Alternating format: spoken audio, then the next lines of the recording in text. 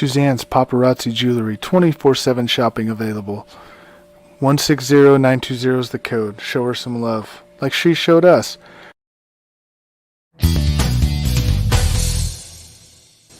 K&A Custom Crafts on Facebook. Hi, everyone. Welcome to another episode of the Bo and Joe Show. I am here with my co-host, Bodine Sanders. Our featured correspondent, Adrian Ferris, should be popping on any minute. He's having a few technical difficulties. If not, you're going to have to rely on Bo and myself for baseball knowledge. We can fake anything. Fake it until you make it, they say, right? So how's it going, Bodine? How's the week? Week has been great, very busy, lots going on in the sports world. So it's going to be a very interesting night. So let's jump to it.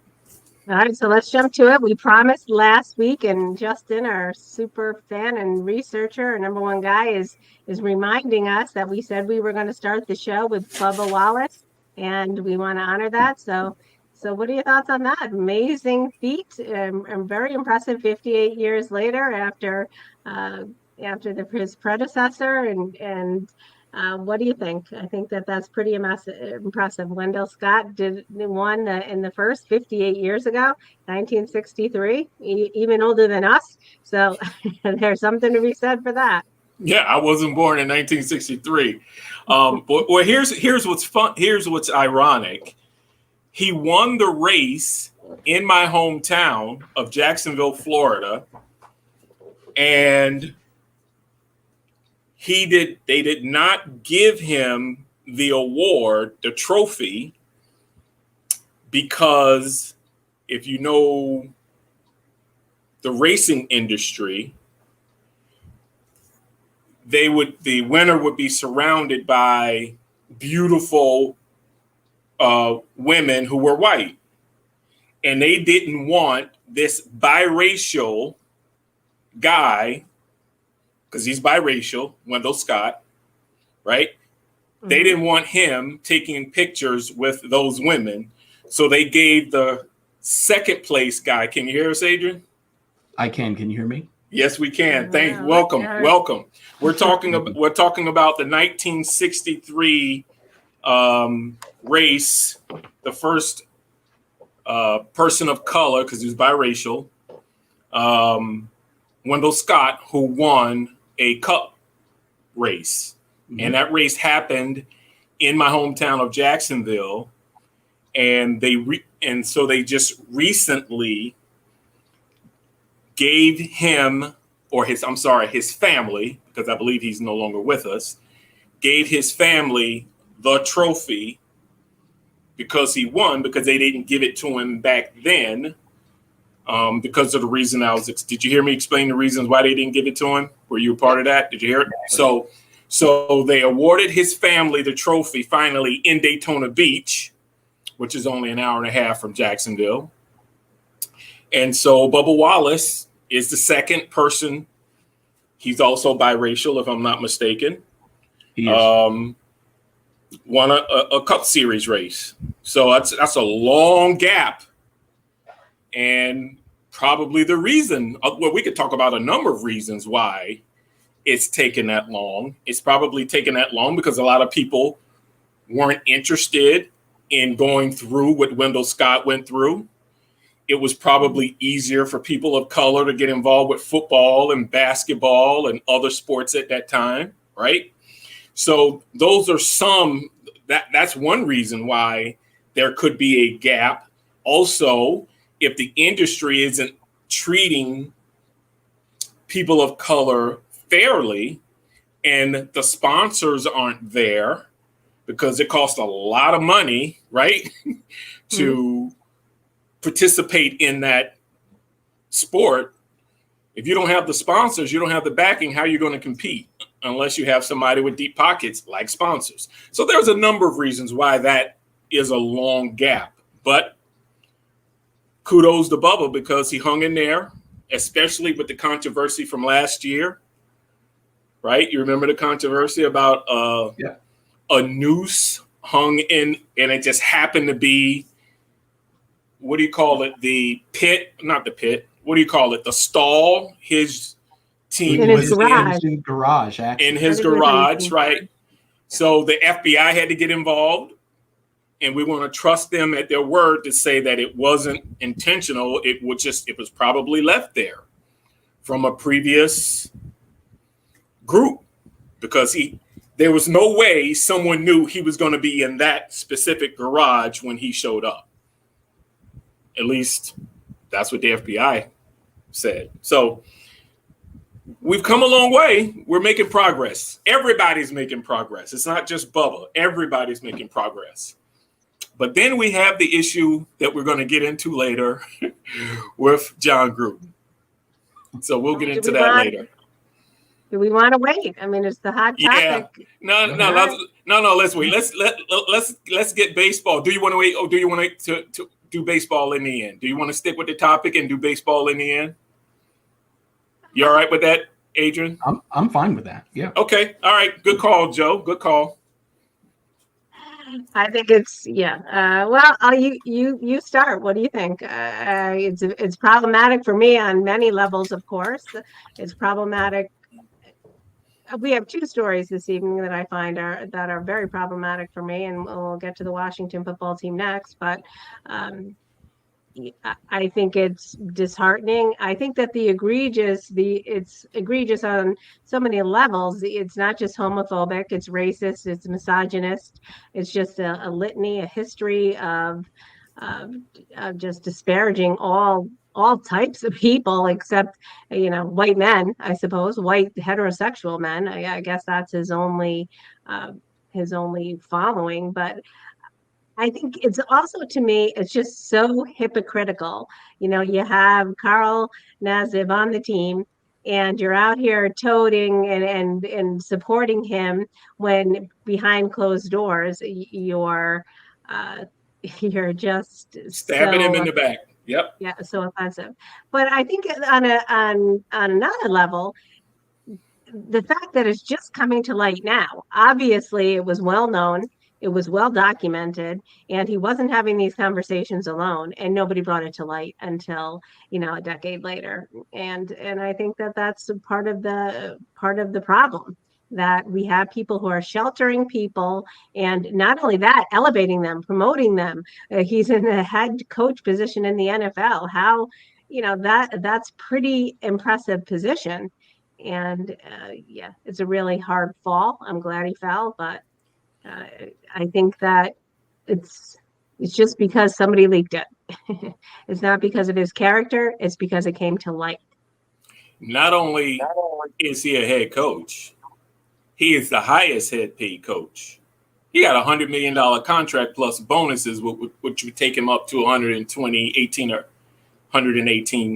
to $120 million if he would have lived that contract or remained during that contract. I'd like to see, did he receive any of it? I mean, what happened when he left? He's been no. He's been the head coach for 4 years, so he's been paid $40 million. No, I know, but what happens to the remaining? Is he entitled to any of that, or it depends on how the contract is structured, right? If he resigned because the team was going to get rid of him because of cause, then maybe they don't owe him that money. We will never know unless somebody leaks it out, right? So the chances are he's probably not going to get all of it. He might get half of the 60 million remaining. He might get half of it. But that's not my concern. I mean, that's on the owner. If the owner wants to pay him 30 of the remaining $60 million, that's on him. That's not the issue. The money isn't the issue, right? The issue is how he got caught, why he got caught, and the entire process. And like you said, Joe, it stemmed from the investigation in the Washington team based on their issues and that investigation and the scrubbing of all emails and cell phones and anybody connected to that organization. So you're talking about 650,000 from what I saw, emails or documents that are out there. That's a lot of documents. Put it this way. I think some other people are in trouble. It can't just be John Gruden, who he was exchanging emails with the then Paul Allen, the general manager at the time.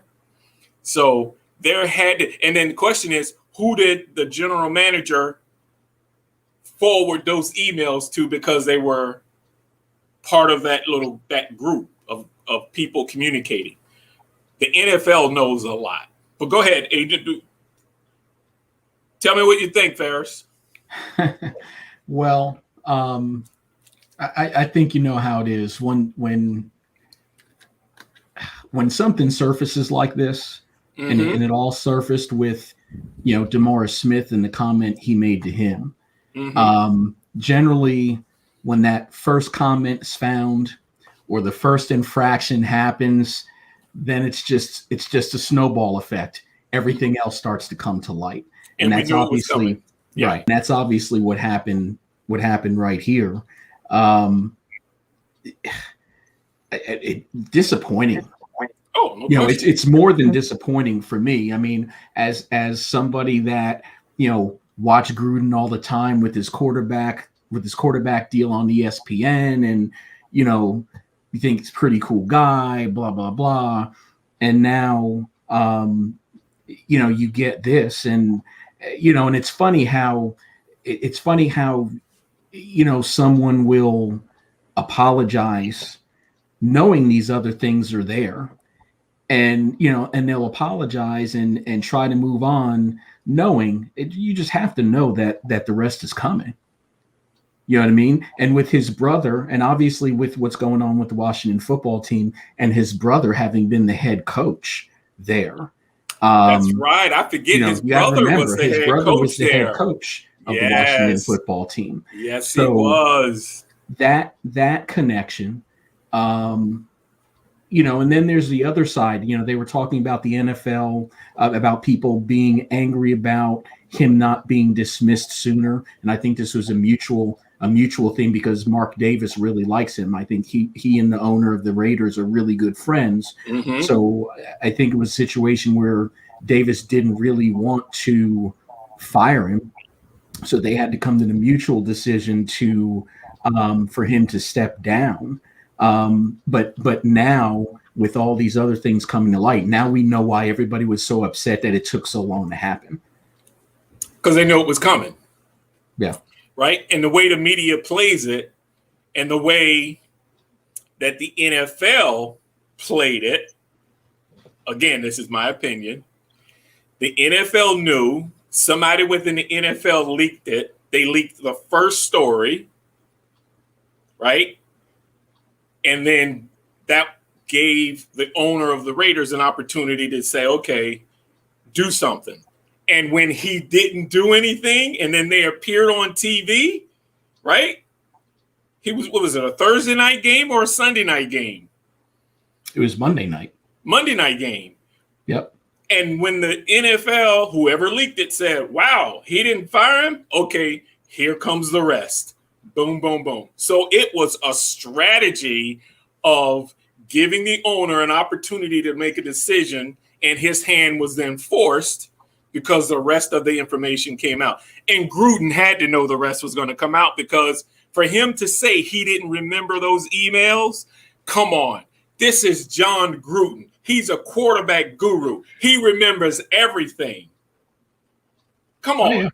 You can't say you don't remember. Part of your job as a quarterback guru and a head coach is remembering, recalling, right? That's how you beat other teams, knowing what other teams have a tendency of doing in certain plays at certain time periods. So he can't fall on, I have a bad memory or I don't recall. Come on, you can't do that. Because in sports, Joe, when you play sports for a long period of time, you develop a photographic memory, meaning you develop recall better than the average person, because that's part of the job, is mentally remembering everything you've been taught forever. Yeah. Right? Am I wrong, Adrian? No, absolutely. It sticks So, with you. It sticks with you. So there's no way I saw that press conference. I'm like, come on, man, you can't say that and then walk away from the reporters. Stand there like a man and deal with it. So, and then did you see what's the former wide receiver, Keyshawn Johnson? Did you see that? I didn't hear what he said, but I could just imagine. Well, do you know the story, Joe, about Keyshawn? I didn't hear that. Keyshawn Johnson used to play for the Tampa Bay Buccaneers. When Coach Dungy got fired and went to the Colts, he basically built the Tampa Bay team.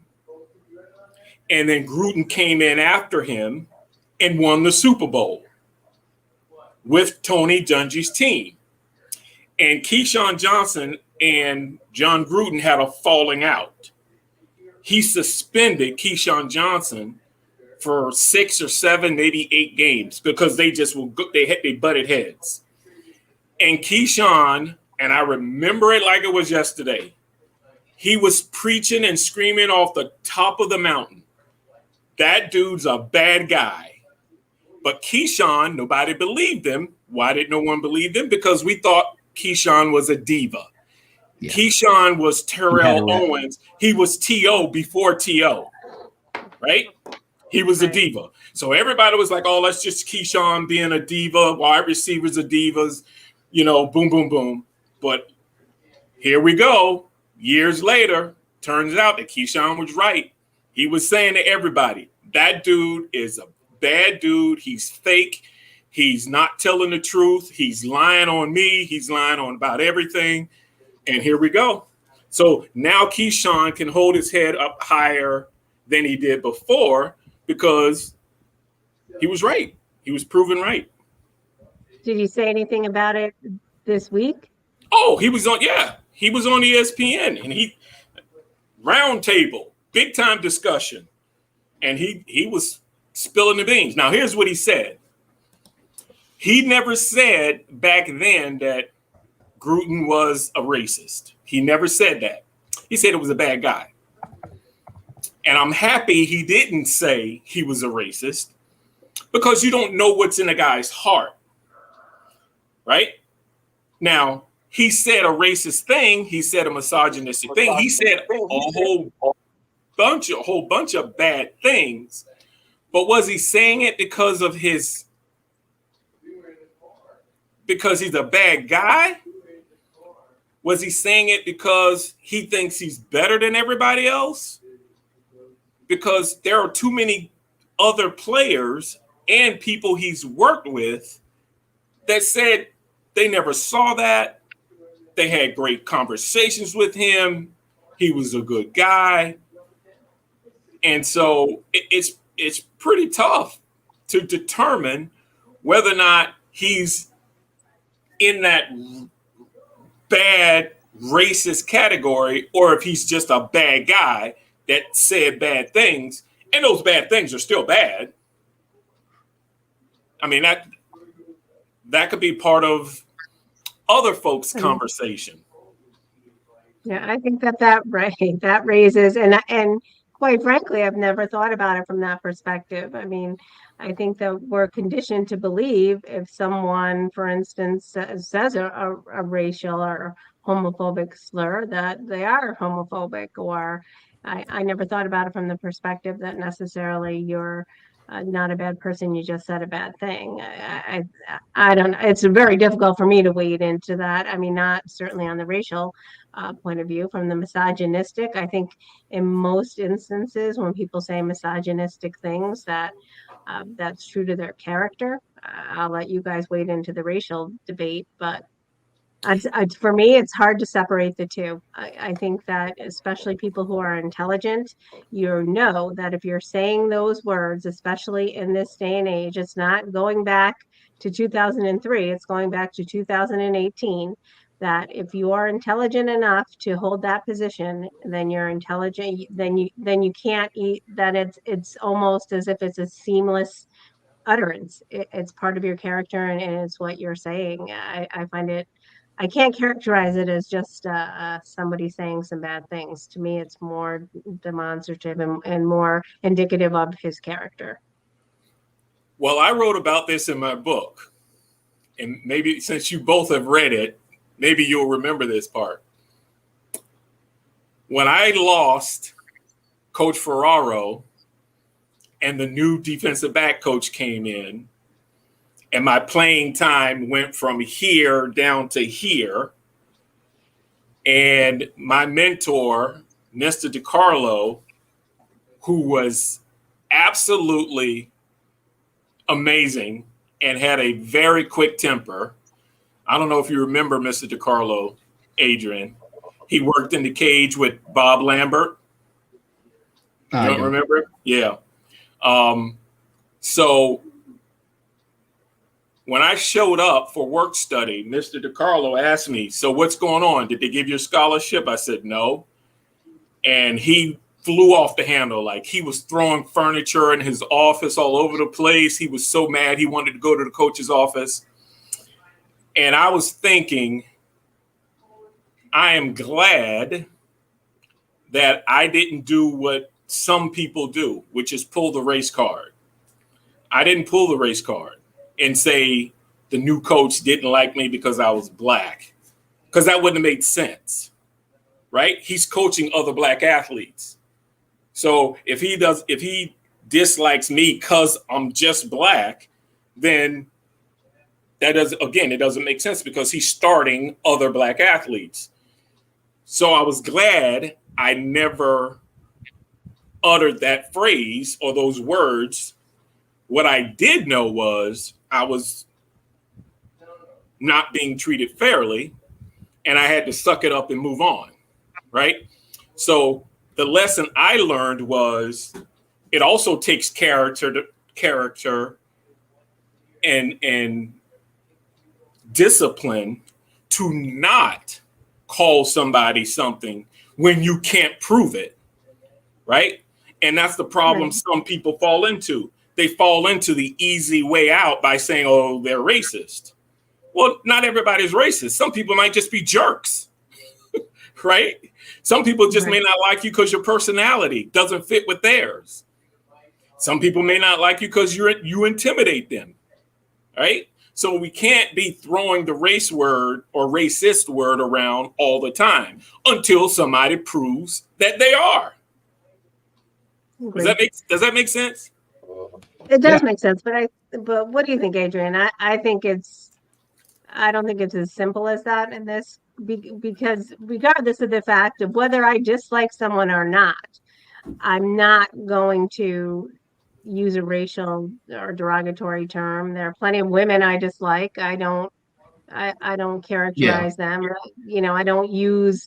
There are certainly black people that I don't like. I certainly don't characterize or describe them or label them as any derogatory term. I think that even when I don't like someone, I have a level of restraint and maturity, and that's not part of my vocabulary. It's not part of my makeup. So it wouldn't even be in an offhanded, no matter how mad I am, those words aren't going to come out of my mouth.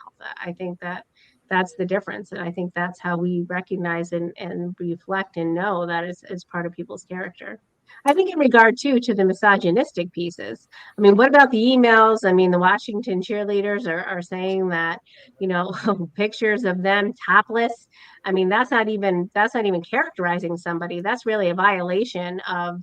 It's much deeper than just well, it is misogynistic, but it's also that's abusive. It's a violation of privacy. It's degrading. It's demeaning, and it's illegal. I think it's borderline crimes, aren't they? Aren't they crimes? I don't think they're. I think they're crimes. I think that you're publicizing and sharing things. But I think it goes deeper than that. It's being shared with other coaches who I'm sure passed it along. Nobody turned it in. And I was privy and part of an investigation once, an email investigation. but I shouldn't say I was part of it, but it was part of my organization. And the people who didn't, even though they deleted the emails, they didn't share them, but they also didn't report them. So they were being held as accessories to that to that to the person. They were, I don't want to say it wasn't murder, of course, and it was a different scenario, but they were equally as culpable as the person who shared it because they did not turn that person in. And I think that we have to think about that in regard to all of these coaches and what they're doing here. He wasn't circulating the emails to himself. He obviously had an audience. Yeah, I mean, so in this case, you go from racism to misogynism to homophobia. You go from this is obviously who he is. You know what I mean? And I was going to say that, as we grow up and as we go through life, we do things that are wrong. We may say things that are wrong, but, and you mentioned it before, Joe, as you grow up and you mature, then you just don't do those things anymore. My wife laughs at me because she's like, I never hear Adrian curse because I just don't. It's not a part of what I do. So when these things happen, it's if they constantly happen, it's who you are. I mean, and as far as Washington's concerned, there's obviously a lack of institutional control when it comes to the Washington football team, because not only do you have the events that happened with the cheerleaders, did you see most recently how their head trainer was just he was not at their last game. He was investigated, and I think he was arrested for some type of drug distribution outside of the norm. And that just happened in the last 2 weeks. Did you see that? No, but let's say allegedly. No, it's allegedly, but the FBI came. Right. They shut him down. He did not travel with the team. They raided his house. They raided the Washington's facilities. I mean, it's for real. So there's obviously a lack of institutional control in Washington. And you know what that means? They're about to get a new owner. Because this bad publicity, the NFL can't handle it. You can't beat the Shield. The Shield is the Shield. And soon as one owner says the owner of the Washington team got to go, others will fall in line. And then the owner of the Cowboys, he will. Yeah, Jerry Jones, he'd be the one, right? Well, I don't think he's going to do it, but I think what will happen is others will do it. Since he holds so much weight, he'll hold off for a little bit just to save face, and then he'll cave because he'll have to, because when they put it to a vote, the vote wins, right? So, that's what's going to happen. In the next 3 years, the owner of the Washington football team will not be the owner of the Washington football team. It's possible. I would put money on it that I don't have right now. I would put money on it because you're right. This is crazy. And remember, 650,000 emails. What else is going to happen that we're going to find out about next week? And then the week after that, it's going to snowball. This thing is going to be huge. And don't forget how it started. 15 women in the organization are accusing high-level executives of sexual harassment, and that's where we were emanating from. I think it's now up to 40. Oh, 40. It's up to 40 now. Yeah. Well, Brandon has a great idea. What's that? I should be the owner of the Washington football team. I like that idea. So we're going to have to put some publicity out there. And we also have Loro is joining the conversation as well. So I want to acknowledge that too. Hi everyone. Hi, Loro. So And so Brandon, good tuning in. We haven't gotten to baseball yet, so we're going to segue into that soon. So that's really Brandon's area's expertise too, and I'm glad that we held off on that so that he could hop in the conversation. But I think this is such an important conversation, and I think when you think about it, just think about it. When any of these scandals break, there are going to be other teams to follow because that's what's going to happen, right? If they were sharing emails with other teams or individuals on other teams, this thing can get ugly, right? It can get extreme. And there's a lot of investigative reporters out there, and they're trying to make a name for themselves. So they are digging. They are digging right now, and they have relationships in the FBI. They have relationships in security companies. So they are trying to find information so they can break a story and elevate themselves to going from a field journalist, investigative reporter to getting a promotion or being on TV. I'm telling you, this thing is going to get ugly. And the bottom line is, go ahead. There's got to be payoffs. I mean, did you see that the women involved in the scandal are indicating that the lawyers were trying to pay them off for their silence? I mean, that broke this. I believe that was this week as well. And I think that's probably widespread in any. I don't want to generalize, but I would have to believe that in organizations that have a history of the NFL has some corruption in it, that this isn't the first instance of someone being offered to be paid off for a cover up. Well, what happens is you pay off the people who will take the money first and get them out of the way. Therefore, the people who have the means to hang in there, the longer they wait, the higher payout they're going to get. So you try to take care of who wants to take money now. Fine. If you got 40 and 10 take money now, great. Because once the settlement hits, that big pot will be shared with those who hung in there the longest, right? Those who could hang. Right. And so, and it's the reason it's a shame that this is happening right now. Let's segue to the positive. There are so many women doing great things, breaking that glass ceiling, from head refereeing in the NFL, the NHL. We talked about, the young lady who's announcing the Sixers game.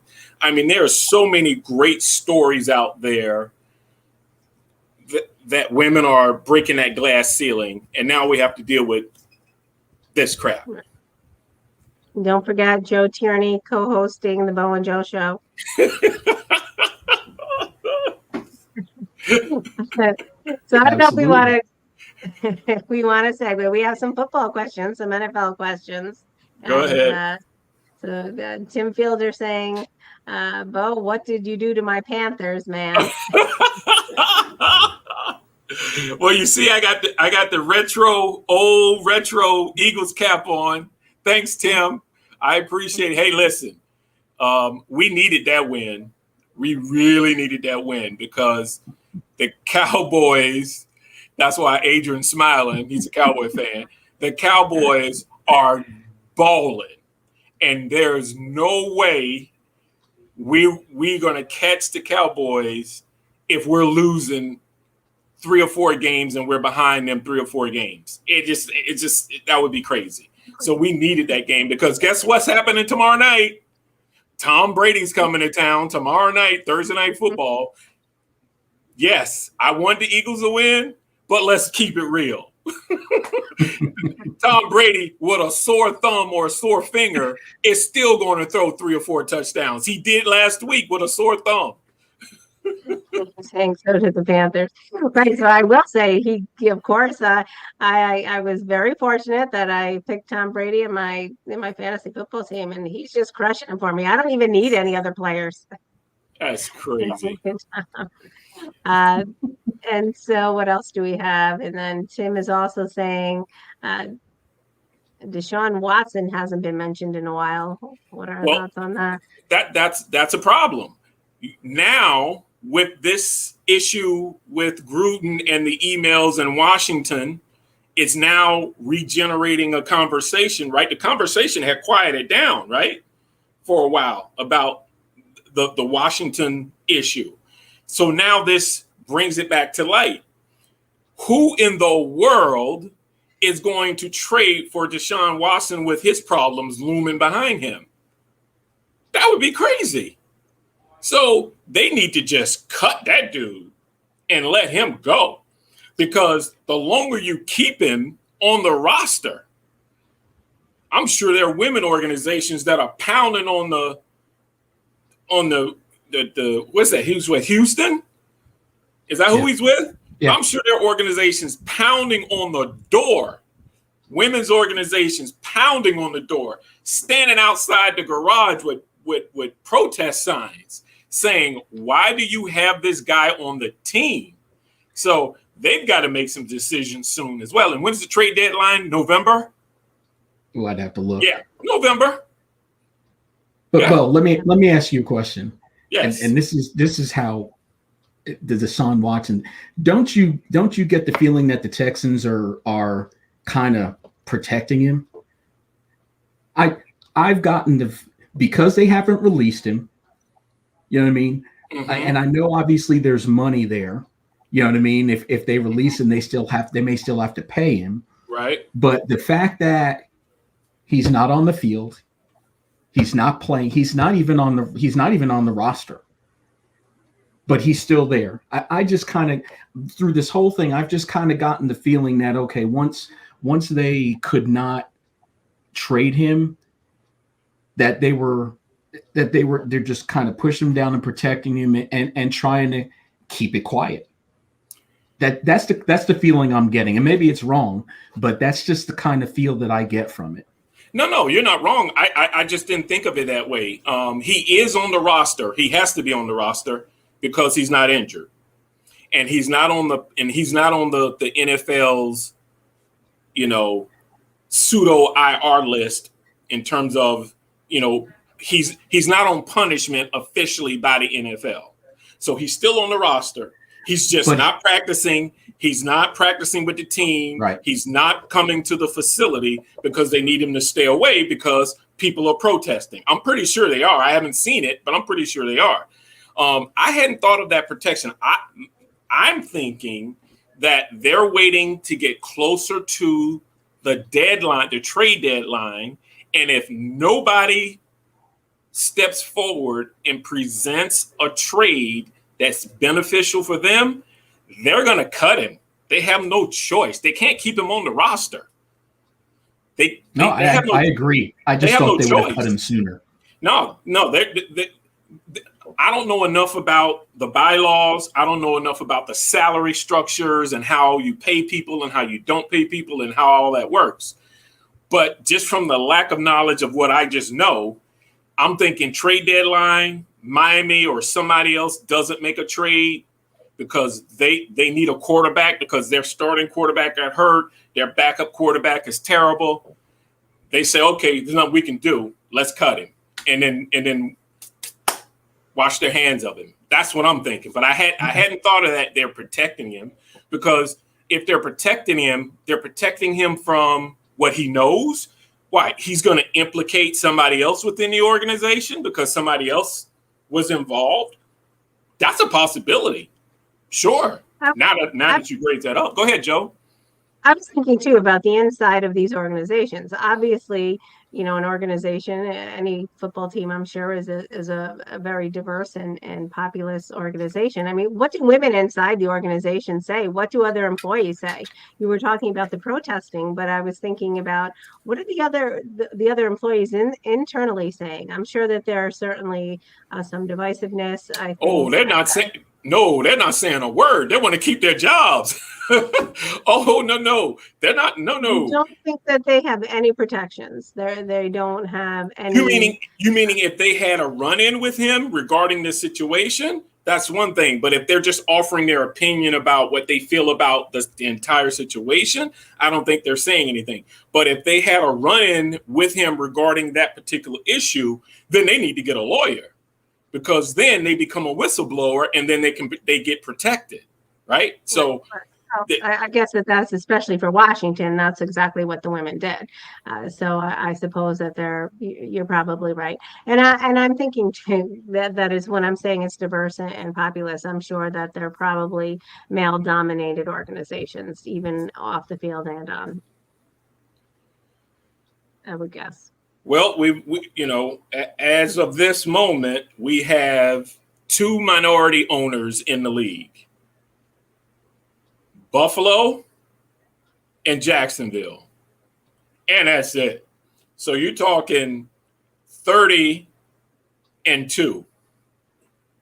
Tell me how that's going to roll. Like I say, this is, and there's a lot of people who do not like the National Football League. There's a lot of people out there with axe to grind. So as much as I love football and I love the National Football League, I know this story ain't going away. More stories are going to happen. This thing is going to get really ugly with 650,000 documents. Oh, it's a shame, because it's been such a good football season already. We've had overtime games every week. We've had this past weekend 5 missed field goals. Not 5. 15 total, but yeah, right. That Packers Bengals game. Yes, I mean, it's been a great football season with incredible. The quarterback in Baltimore, that dude has got a gun on him. I mean, people thought he was just a running quarterback from Louisville. This kid can throw the football, right? Over 400 yards, over 300 yards in the fourth quarter. I mean, just some really good football happening out there. And it's a shame that we have to deal with this, because it's not going away. No. Well, I think it's all part of society. I mean, it's becoming more. It's becoming more widespread. So, of course, the NFL is going to be like any organization. It's really emanated from the Me Too movement, and it's just picking up steam. And it's just when we and I don't want to say when we think it's going away, but it's hit the entertainment industry. Now it's hitting the sports industry, and it's going to trickle down to private industry and governmental agencies. I just think it's just the nature of society today. Well, I have a saying: people are people. It doesn't matter how much money you make. It doesn't matter what you own. It doesn't matter. We're all. What's the word? We're all fallible. We're all, I mean, so it doesn't matter. But I agree. I totally agree, and I agree with both of you. It comes a point in time when you have to mature, you have to get older, you have to evolve, and it's all about your character. And yes, we're allowed to make mistakes when we're 25 years old, like Warren Sapp famously said, 25 without a kid and a conscience. Yeah, you can make mistakes, but you can't be making these type of mistakes when you're 50, right? That means absolutely. That means it's who you are, right? That means it's who you are. Yeah. And I agree with that. I'm sorry. I was going to say, but that's true in our day, but today, if you're 25 and you make a mistake without a kid and conscience, it's on camera and it's going to come back. So the people who are 25 today, and even who are 18 or 17, they don't have the same luxuries that we had to make those types of mistakes. And they really have to be mindful that every single individual on the planet with a cell phone is a paparazzi. And unfortunately, their reporters, their news media, people today have to be more mindful and of a simple, nothing is just a simple utterance anymore. Even if you're drunk or young, or unfortunately, that's just reality.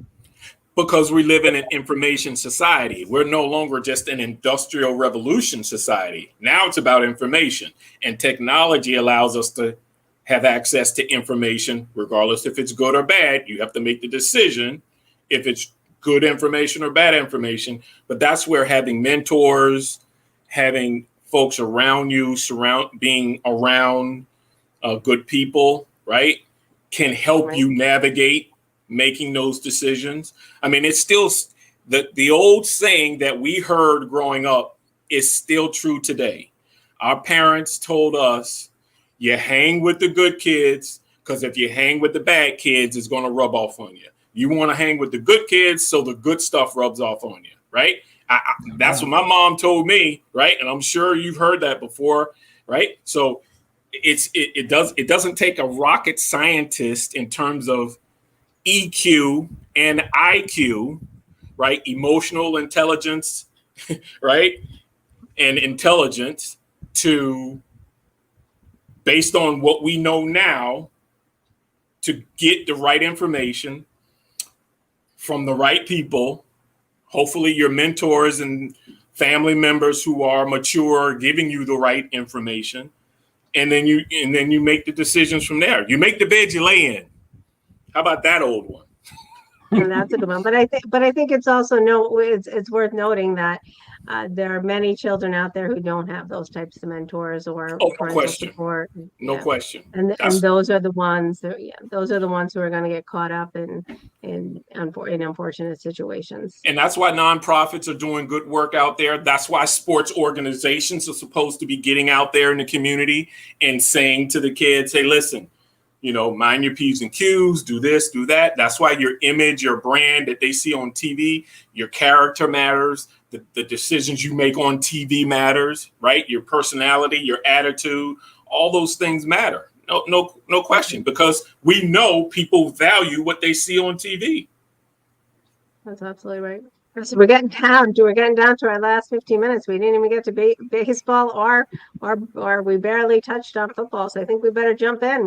Adrian, we better start talking about the MLB before we run out of time. All right. Well, we can do that quickly. It's really not that hard. So the Braves have punched their ticket to the National League Championship Series. Okay.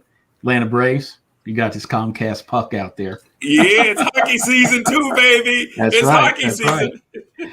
Right. And in the American League, we have the Astros and the Red Sox. Astros making their 5th consecutive American League Championship Series after the scandal of cheating that happened over the last couple of years of them cheating to get there. Now, hopefully, I guess they're doing it on their own, resting on their laurels and playing good baseball. So what's interesting for me, I said last week, you asked me who I thought was going to make, as I said, Dodgers and the Rays, and the Red Sox beat the Rays 3-1. First they beat the Yankees. No. First they beat the Yankees. Settle down over there. Yeah, they beat the Yankees. Then they got the Rays this week. They beat the Rays 3-1. And there was an interesting scenario that happened in Game 3. So series tied at 1 in Fenway Park. Game tied 4-4. Top of the 13th inning, and the Rays are up at the plate. And Kevin Kiermaier's up. There are 2 outs, top of the 13th, 3-0 count. Yandy Diaz is on first base, and he battles to a 3-2 count and then drives a ball into right center field that hits the wall, comes back and hits Hunter Renfroe and bounces over the wall. Yep. Now, baseball's baseball. Ground rule double. If you hit a ground rule double, the runners on base only get 2 bags. Well, in this case, it was a little different. And even I looked at it, I was like, wow. Is that really the case? So off the wall, Renfroe's going to make a play on the ball. The ball bounces back off the wall, hits Renfroe, and goes over the fence. Now, this is the leading run. Diaz definitely would have scored from first base on that play. And Yep. so umpires get together. I guess the rule is that if a ball is deflected over the fence by a player, it's a ground rule double. Takes the run off the board, which would be the leading run. Now, who knows what would have happened at the bottom of the inning? Bottom of the inning, they came up, hit a two-run home run to win the game. But if they go into the bottom of that inning with a 5-4 lead, pressure's different. Right. You know what I mean? So, Yep. and it's 1-1 series. It's in Fenway. It's a 5-game series. So whoever wins game 3 Usually wins. They're in charge. They usually Yep. win the series. So Yep. the Red Sox, they got that break, no runs scored. They win and they go on to win the next game and beat a team that's Tampa Bay is actually a more talented team Better than team. the Red Sox. So that was very pivotal in what happened. Yep. So we've got the Astros and the Red Sox, and then on the other side, we've got those Giants and the Dodgers playing tomorrow night Yep. in Game 5. Yep. So we have a question about the Astros, and Jason's asking, do you think the Astros have proven they can get there the right way? I think they have. The Astros still have very good pitching.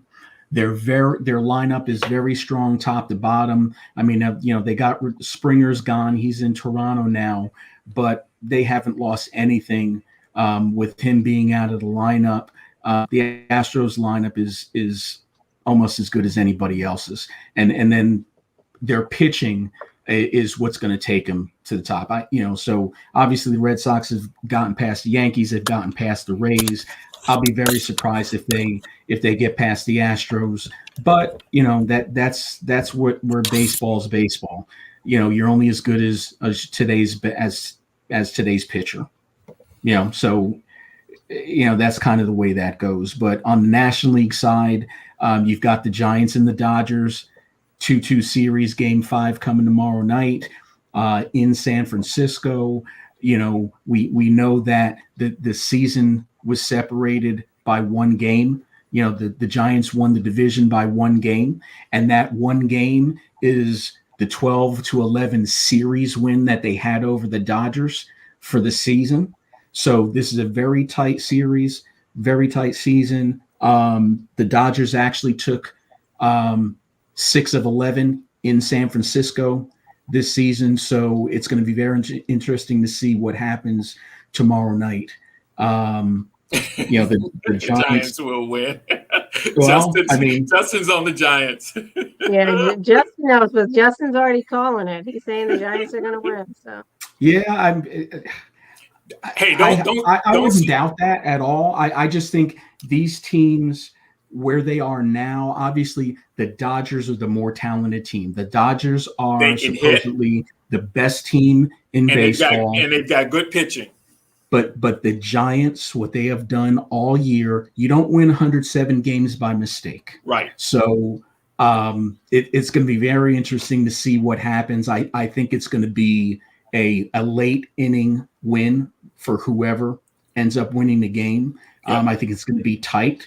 The Giants have Logan Webb on the mound. He was 20-3 on the season, 2.9 ERA. So it's going to be very interesting to see. The way I see it, the Giants win ugly, and the Dodgers is the team that wins the fancy way of winning, right? Yeah. The flashy way. That's the better word, the flashy way of winning. They've got, the Dodgers got Mookie Betts, who hit that home run the other night, and, he is so smart. I didn't know how smart he was until the announcers was talking about how smart this guy is. Like his IQ and EQ is just off the charts. So, when you have that kind of chemistry on the team, it can help, especially if you're playing in someone else's ballpark, because the crowds, in baseball, it's a different kind of crowd than, say, football and in a basketball arena. Those are three. Have you ever noticed it? Those are really three different types of crowds, right? They are. And a hockey facility. That's what makes the four sports so different.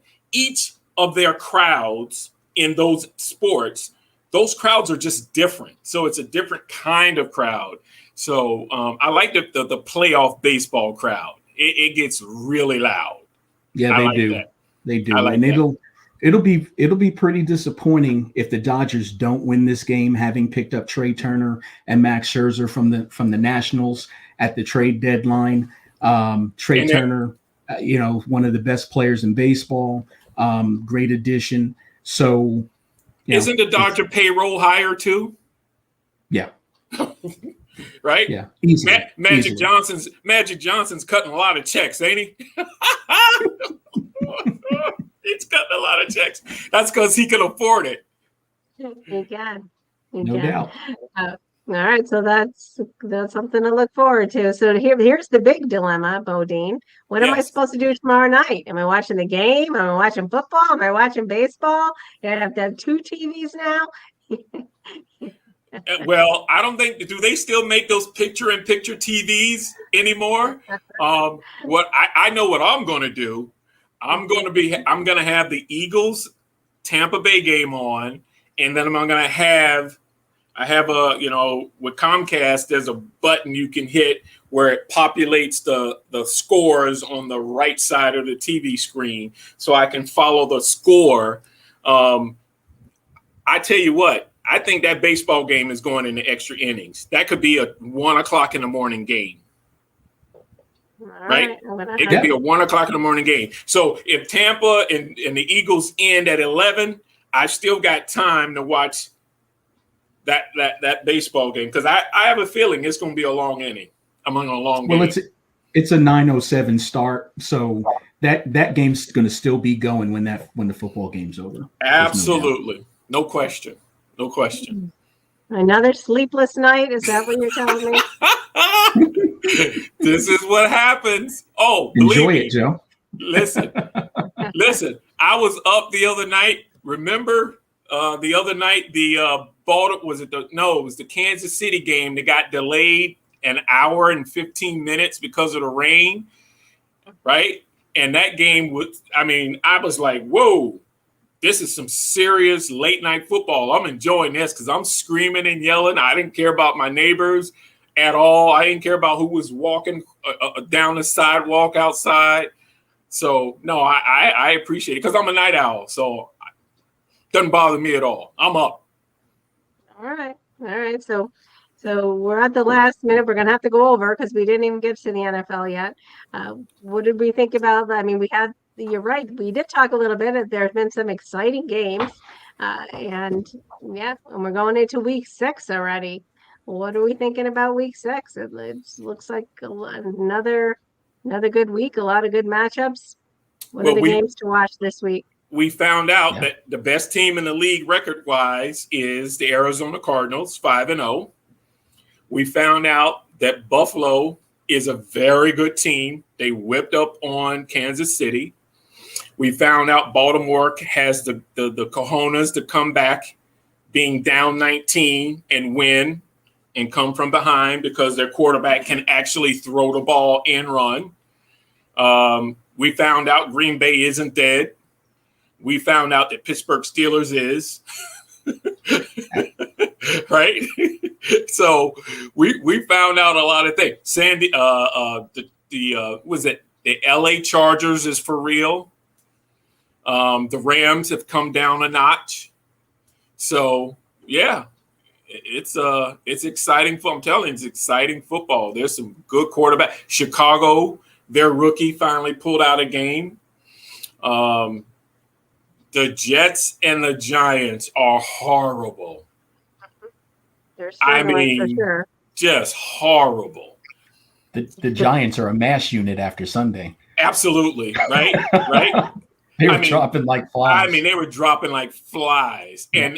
And again, the best Diggs in the family is the cornerback for the Cowboys, not the wide receiver from the Buffalo Bills.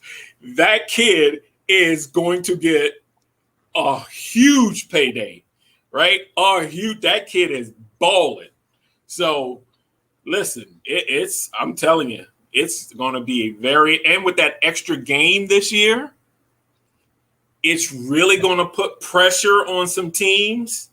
People think, that extra game is going to make it where teams don't play people towards the end of the, closer to the end of the season. No, there's going to be a reason that teams have to play that game in order to get into the playoffs.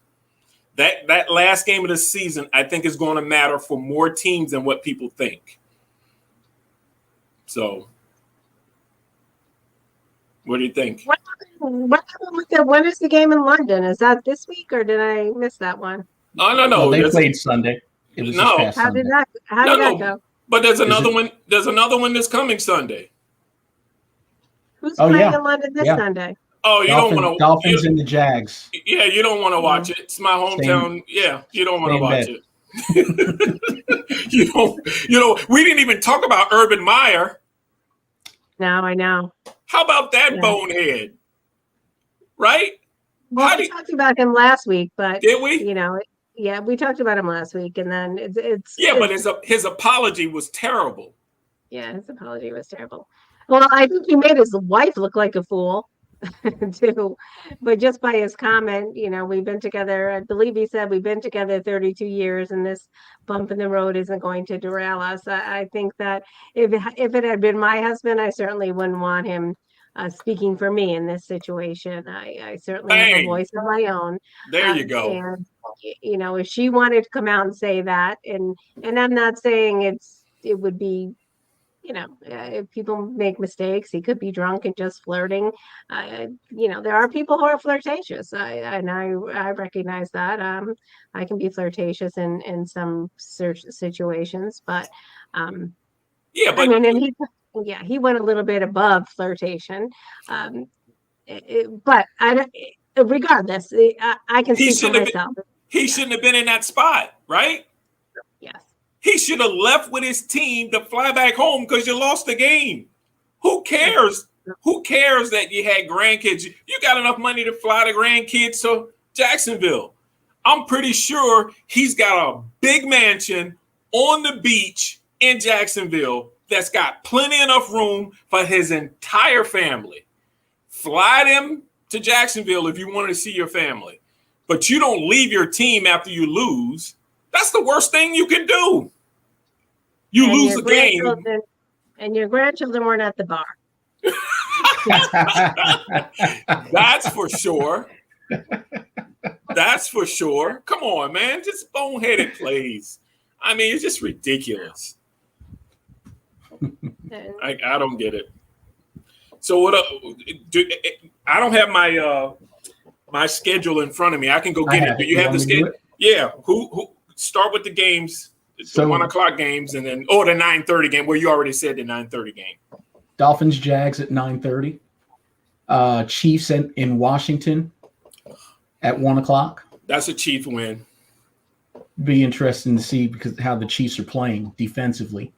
Rams Giants in New York. Rams win. Texans Colts, 2 1-4 teams that are supposed to be Texans aren't supposed to be better, but the Colts definitely are supposed to be. Well, our former quarterback played good the other night against Baltimore. He actually threw for over 300 yards. I think he threw for 400 yards. Mm-hmm. And that helps the Eagles because if he plays 75% of the plays, the offensive plays, we get a number 1 draft pick. We get their number 1 draft pick. So let's hope he stays healthy and keeps playing so we can get that number 1 draft pick. Go ahead. Bengals Lions. 0-5 Lions. See if that Lions can get off. Don't you feel bad for the Lions? Yes. Yeah, really bad. Because they played to win. They played to win on Sunday. Yep. They did what they needed to do. 2 weeks in a row, they could have won. They got robbed. Yep. That's so bad. I feel so bad for them. Packers in Chicago at the Bears. Oh, that's a rivalry game right there. 4-1 Packers, 3-2 Bears. That's a rivalry game. Yep. Should be a good one. Yep. One of the games of the week, Chargers-Ravens. Chargers are in Baltimore to play the Ravens. That's a game of the week there. That's a game. Yeah. Vikings-Panthers in Charlotte. That's a good game. Another game of the week, Cardinals-Browns. Cardinals go to Cleveland, play Browns. Yes. That's a great game too. The Browns got something to prove. Yeah, the Browns haven't beaten that good team yet. You know what I mean? Yep. So that'll be a good game to see. Raiders, Broncos. Who took over for Gruden with the Raiders? Do you know? The special teams coach. Okay. Yep.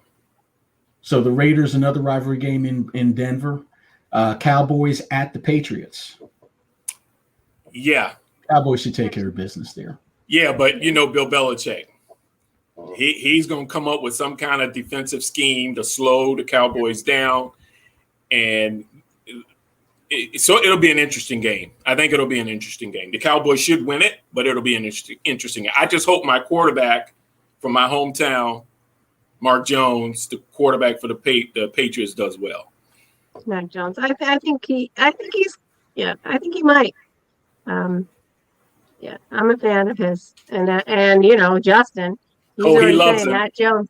Mac Jones for Rookie of the Year. Hold your horses, Justin. Yeah, I don't know Hold your about that, horses. Justin. Hold your horses, Justin. It's early. We just finished a quarter of the season. Hold your horses, brother. Then the 8:00 game, Seattle and Pittsburgh. Oh, that's a snoozer. Oh, no. Now the Steelers won this week. The Steelers beat the Broncos this weekend. You're right. And the Seattle quarterback is out That's right. Russell Wilson is out. because of the bad finger. Yeah. Yeah. So that could be a really good game. Then Monday night, a good one, Bills Titans. Yes. Yeah, That'll be a really good one. I like the Bills quarterback. He is a tough kid and he can sling it and he's not afraid to run it. That dude's like, what is he, 6'6", 6'7"? What is he, he's a big 6'6"? 235, 240? He's running over people. He don't care. Yeah, he's good. That's classic being overlooked on draft day. How many teams went past him to get somebody else? Mm-hmm. And he's the best quarterback in that draft. He's got something to prove. Yep, he's good. I like him. So that's the week. Woohoo! All right. So I don't know what's going on. We might have to start making the show a 2-hour show. If all this other stuff keeps coming up in the middle of the week, right? Right. If everybody keeps screwing up, it's cutting into our sports time. It's getting into the diversity. We might need an hour on diversity, an hour and controversy, an hour on diversity and controversy, and an hour on sports. Listen, there's so much going on. Yeah, I mean, if we will tackle the issues as they come, right? And so now we didn't even talk about Kyrie Irving and him not getting a shot, right? I mean, so we got basketball season, hockey season, baseball playoffs, football. What else? What other sport is happening right now? Is soccer happening right now too? Did anybody know? We got World Cup qualifiers, right? Right, that's right. So we got it. And then listen, we've always got golf going on, right? We've always got golf. This is my Howie Long golf ball. If anybody can see that. I'm trying to turn it the right way. There we go. How about that? Howie Long Classic. We didn't even get to the WNBA and Diana getting the GOAT title. We didn't get to that. Oh my goodness! I'll talk about that next week. I'm telling you, we've got everything going on. Everything going on. And listen, somebody said to me, somebody asked me, did I think? And I think somebody on our program, Joe, asked me this: do I think there'll ever be a woman that plays in the NFL? And I think the answer I gave it. Do you remember that? Didn't somebody ask us that Yep. a while ago? Justin asked if we'd ever see a female kicker. And I think I said a female kicker, definitely a holder for the kick. But then I started thinking about it.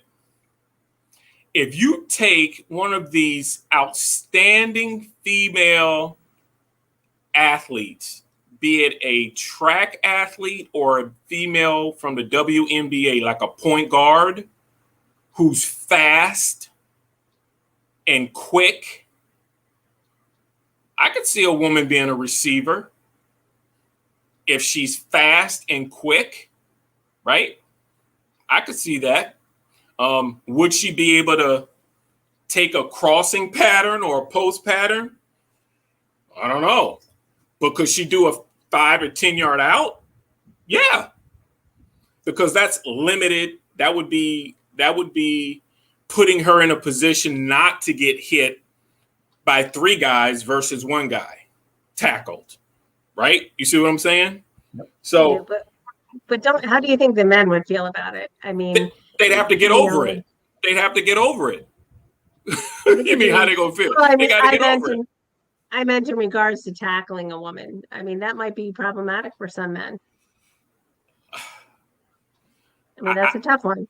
It's a tough one, but I'd like to think that if that wide receiver, if she's a female wide receiver and she's on the Dallas Cowboys team and the Dallas Cowboys is playing a rivalry game, be it the Giants, Washington, or the Eagles, whoever that cornerback is going to have to say, listen, I'm getting paid to do a job. She's getting paid to do a job. But guess what? If she's a great athlete, she could embarrass him. So it's not about whether or not he should make the tackle. It's whether or not she's going to embarrass him because she's good enough to run a 5 and 10 yard out, catch the ball, and get a first down, because that's what matters, right? Right. So I think today's athlete, if whoever's on the other side of the ball is legit and belongs on the field, they're not going to care. Right. They're not going to care. It's right. It's if it's somebody that's just there because they want them there and it's to, fill a quota type thing, then they would care. Right. But if that player is legitimate and can play the game to the same level that they're not going to care.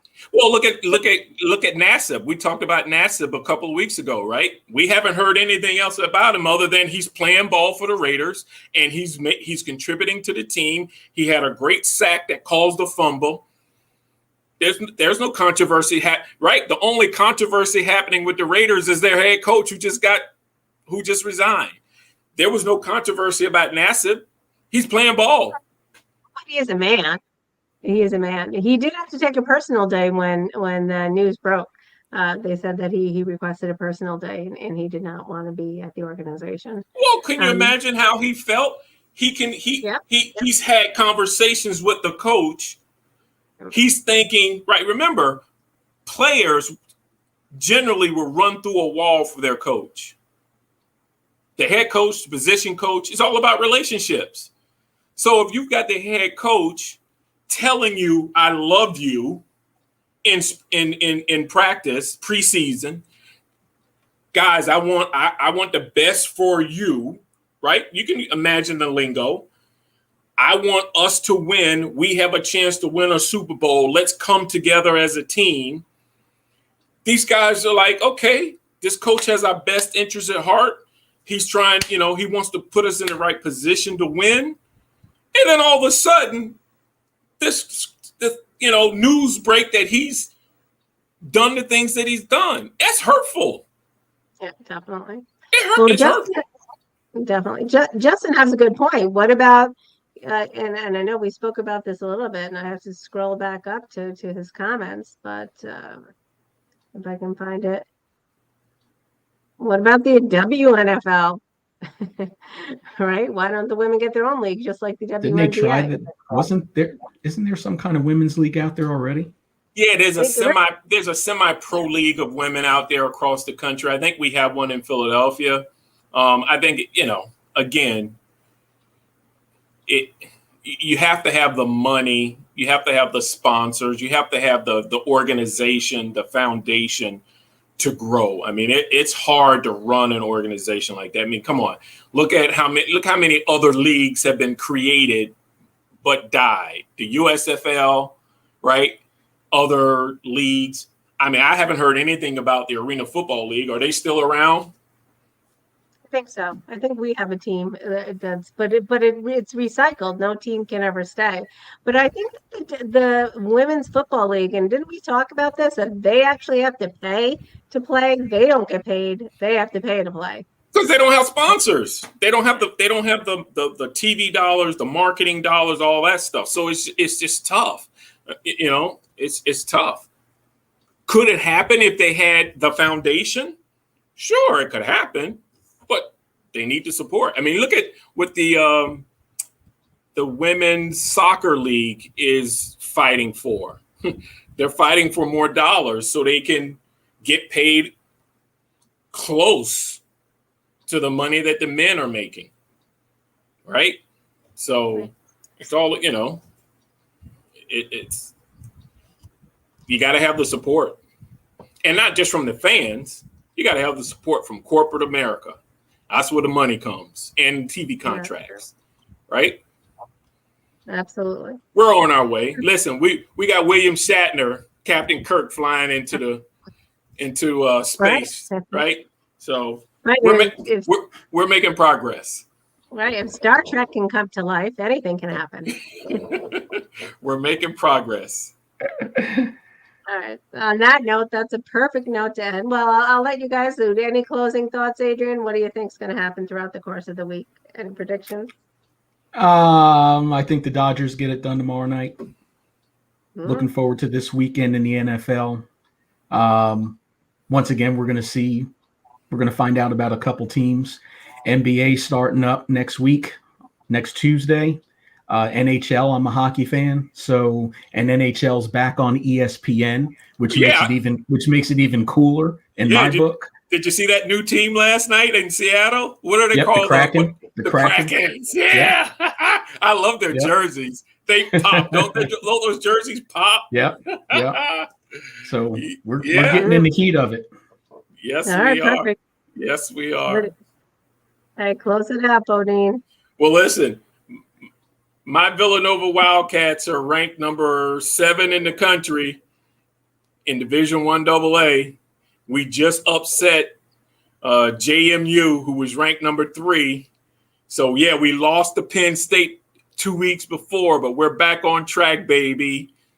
Yeah. Well, I don't know what you think, Adrian, but it seems to me as if Bodine's been shopping for some props this last week. He's got a prop for every sport. Yeah, he does seem to come up with something different every week, doesn't he? Joe. He does. Joe, it's all sitting there in that room. Joe, you have no idea what I have. It's all sitting there in that room. Listen, you have no idea. I have more hats than you could ever imagine. I've been collecting hats since I was at Villanova. I have 30-gallon storage bins of nothing but hats, golf balls with logos, golf, sports memorabilia. I mean, I have so much stuff. It's ridiculous. I can pull 2 30-gallon storage bins, pop open the lid, and find stuff that I forgot I even have. Believe me, I will be bringing out more props, more hats throughout the. I'm telling you, I have so much stuff. It's ridiculous. I forgot my little race car because I knew I was going to talk about Bubba, right? And I forgot it. And believe me, I pulled it out for that reason. It's sitting right over there. I just didn't want to walk away and go get it. Believe me, I got tons of sports stuff. All right. Well, we're going to let you do it. Run over and get your car. You have to now. I'll get it. I'll show it next week. All right. So thanks everybody. Thanks everybody who tuned in. Thank you. We have Brandon on tonight, Justin, Jason, Tim, and of course, thank you, Adrian, for being our special correspondent, and my main man, Bodine, and of course our sidekick behind the scenes, Chris. Thanks very much, everybody, and we'll see you next week. There's lots going on. V's up.